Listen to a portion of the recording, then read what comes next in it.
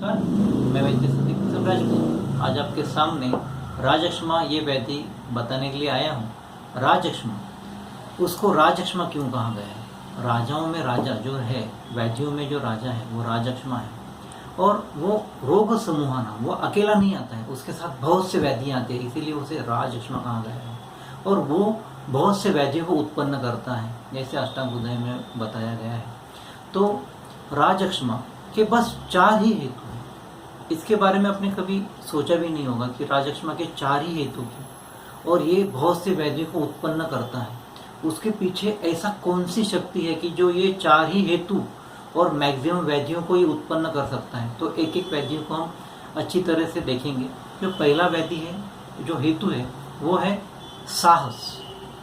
दूसरा हेतु है वो वेगावरोध।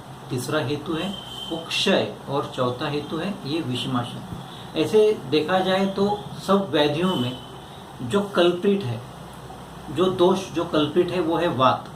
अगर उस हिसाब से इस हेतुओं को देखा जाए तो साहस, बहुत से उसके अगर हेतु देखेंगे, उसके अगर हम एक एक उसमें देखेंगे, बहुत सा चढ़ना है, बहुत से ये ताकत वाले जो भी काम है वो साहस से होते हैं। उसमें हमें उदान वायु, पवन उत्तमा जो भी वायु है वो है उदान वायु। तो साहस में जो हेतु सेवन करेंगे उसमें जो वायु दूषित होगा वो रहेगा उदान। और दूसरा वेगावरोध। वेगावरोध अगर हम हेतुओं में जाएंगे, वेगावरोध में, तो शुक्र, मूत्र, पुरुष के अवरोध से, ये जो स्थान है ये अपान वायु का स्थान है। यहाँ पे वेगावरोध में जो वायु दूषित होगा ये अपान वायु ही दूषित होगा। उसके बाद आता है क्षय।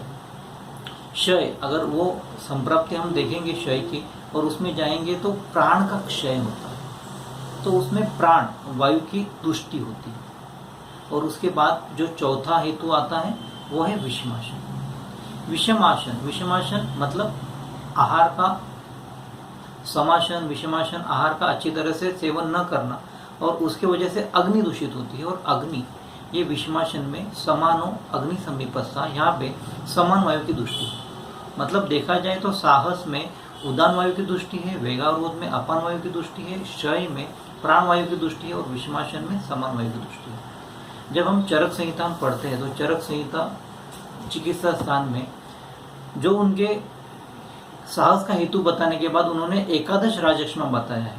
और एकादश राजक्षमा में यत्र संघ खविगुण तत्र व्याधि उपचेत, उस अनुसार उन्होंने अक्र जो उसके लक्षण है, एकादश राजक्षमा के लक्षण है, उसकी उन्होंने संप्राप्ति बताई है।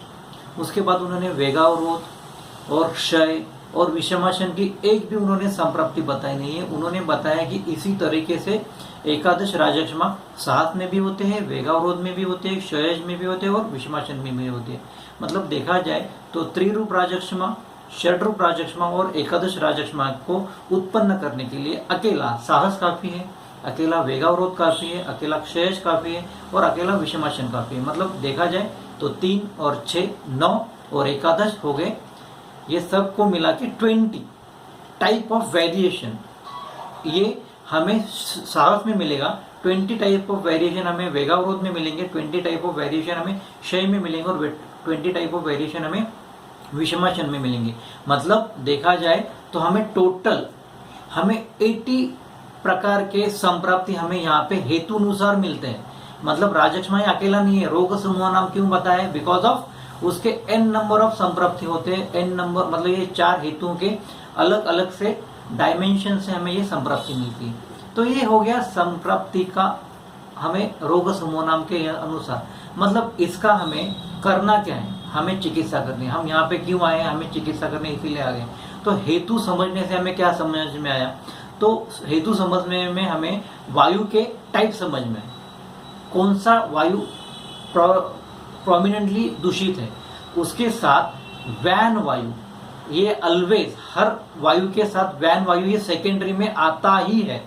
मतलब साहस में उदान के साथ वैन आएगा, वेगावरोध में अपान के साथ वैन आएगा, क्षय में प्राण के साथ वैन आएगा, और विषमाशन में समान के साथ वैन आएगा। इस तरीके से उनके वायु की दुष्टि होती है, और उसके बाद इतरोत्तर वायु और उत्तरोत्तर पित्त और कफ की दुष्टि होती है ऐसे। और वे वेगावरोध ही करता है, स्रोतोरोध ही करता है, उसके बाद में अग्नि की दुष्टि होती है। तो ये इनिशियल फेज की संप्राप्ति है। तो हमें इसमें करना क्या है, हमें इसमें चिकित्सा करनी है। चिकित्सा में हमें क्या समझ में आना है कि हेतु कौन सा हुआ है, उसके साथ वैन वायु ये उसके साथ आता ही है। तो हमें औषध देते वक्त जब हम कल्प देखते हैं तो चरक संहिता में जितने भी हमने कल्प देखे तो उसके हमें हेतुनुरूप उसके कल्प देखना है। फॉर एग्जाम्पल अगर मुझे सीतोपला देना है तो सीतोपला में अगर साहस ये हेतु है तो मुझे लगता है कि इसमें उदान वायु की दृष्टि है और वैन वायु उसके बाद में आता है। तो मुझे उदान का जो ये से औषध सेवन काल है तो ये सायंकाल के भोजन के पश्चात सीतोपला देना है और वैन वायु की दृष्टि है तो मुझे ये मुझे सुबह के भोजन के पश्चात मुझे सीतोपला देना है। अगर वेगावरोध है और राजक्षमा होता है तो मुझे प्राक भक्त देना है और दोपहर के खाने के बाद देना है जो कि वैन का काल है। अगर ये क्षय की संप्राप्ति है, प्राण वायु की दृष्टि है तो मुझे यहाँ पे सीतोपला मूर देना है और दोपहर के खाने के बाद देना है।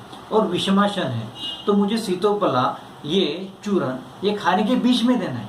तो ऐसे युक्ति से हम ये सीतोपला ये हेतुनुरूप हम चिकित्सा दे सकते हैं और हम सीतोपला तालिजादी चूर्ण और जितने भी राजक्षमा में जितने भी कल्प आए हैं ये हम यहाँ पे यूज कर सकते हैं। लेकिन उसके साथ साहस में अगर उदान वायु की दृष्टि है तो उस उदान वायु के साथ आप मतलब जल की भी दृष्टि है और अपान में पृथ्वी महाभूत की भी दृष्टि है, प्राण में आकाश महाभूत की भी दृष्टि है, समान में अग्नि की दृष्टि है और वैन में वायु की दृष्टि है। तो ऐसे हमें पंचभौतिक चिकित्सा करके अनुपान के अनुसार हमें ये कल्प देना है।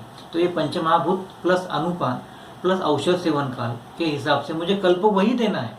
सिंपल कल्प है, सीतोपला तालिजादी चूर्ण जितने भी कल्प है राजक्षमा के वो हमें वहाँ पे यूज करने हैं और उस हिसाब से हमें वो कल्प उस औषध सेवन काल में देना है। इस तरीके से राजक्षमा के 4 हेतु उसके डिफरेंट डायमेंशन से डिफरेंट डिसीज जो एकादश राजक्षमा बोला है, त्रिरूप राजक्षमा बोला है, षडरूप राजक्षमा बोला है, तो ये मल्टीपल डायमेंशन ये राजक्षमा है, रोग समूह नाम है। तो ऐसे हम हमारे हिसाब से वैद्यों को देख सकते हैं, कल्प की रचना कर सकते हैं और वैद्य को समझ सकते हैं। अगर इसमें कोई डाउट रहेगा तो मुझे आप फ़ोन कर सकते हो 9167133548 और जो भी डाउट रहेगा आप मुझे व्हाट्सएप भी कर सकते हो। अगर ये वीडियो अच्छा लगा, आयुर्वेद के प्रति आपको थोड़ी भी रुचि है तो ये वीडियो शेयर कीजिए, लाइक कीजिए। नमस्ते, थैंक यू।